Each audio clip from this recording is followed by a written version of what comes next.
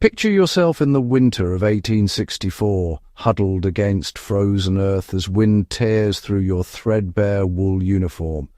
The temperature has plummeted to 15 degrees below freezing, and you're miles from any permanent shelter. Around you, men shiver violently in the darkness, their breath forming ice crystals on their beards.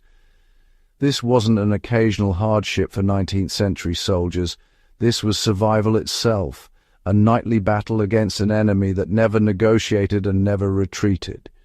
Tonight, we're diving into the forgotten fieldcraft that kept these men alive through conditions that would kill an unprepared person in just a matter of hours. The soldiers who survived winter campaigns understood something that, most modern survivalists overlook.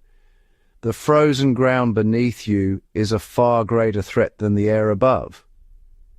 When Confederate and Union soldiers bedded down during the brutal winter of Valley Forge or through Sherman's March, the veterans immediately began constructing what they called their mattress, and it was nothing like what that word means today.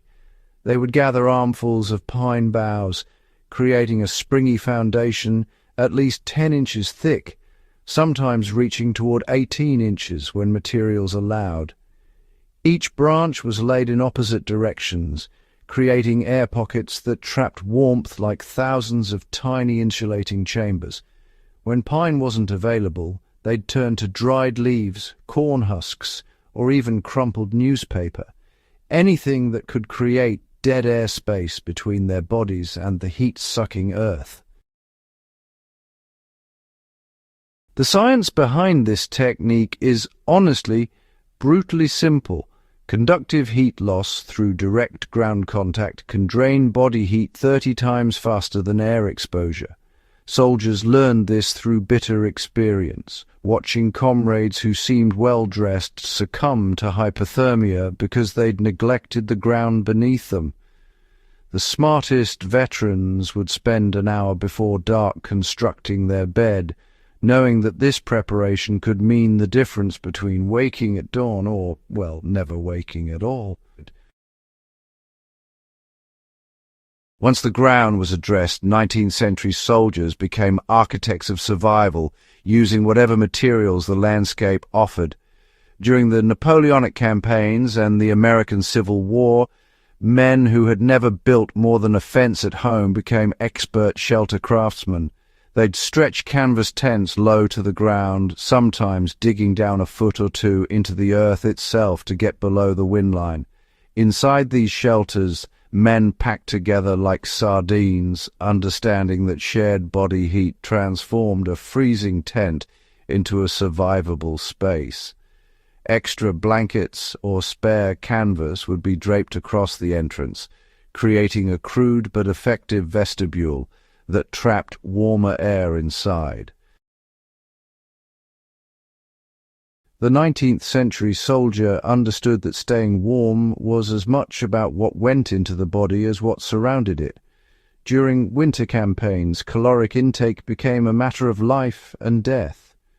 The human body in extreme cold burns 2 to 3 times its normal energy just maintaining core temperature, and soldiers on reduced rations often found themselves in a losing battle against thermogenesis. When supplies allowed, they'd prepare what they called skilly-gaily, a thick porridge made from hardtack crumbled into hot water with whatever fat could be scrounged. The fat was crucial, dense calories that burned slowly, providing sustained internal heat through the longest nights. Hot drinks were treated almost as medicine. Coffee, tea, or even just hot water would be consumed religiously before sleep, warming the core and providing psychological comfort that boosted morale as much as body temperature. Soldiers would sometimes heat stones and drop them into their canteens, creating improvised thermoses that kept liquids warm for hours. They learned to eat substantial meals before sleeping when possible, understanding that digestion itself generated heat, their bodies becoming their own furnaces, stoked by whatever fuel they could provide. These techniques weren't written in manuals or taught in formal training. They were learned through suffering, refined through necessity, and passed down through the desperate whisper of veterans to green recruits. Every method we've explored tonight was purchased with frostbitten fingers, sleepless nights, and sometimes lives lost before the lesson could be learned. But those hard-won insights remain as valid today as they were a century and a half ago. The physics of heat loss, the dangers of moisture, the critical importance of ground insulation, none of these truths have changed.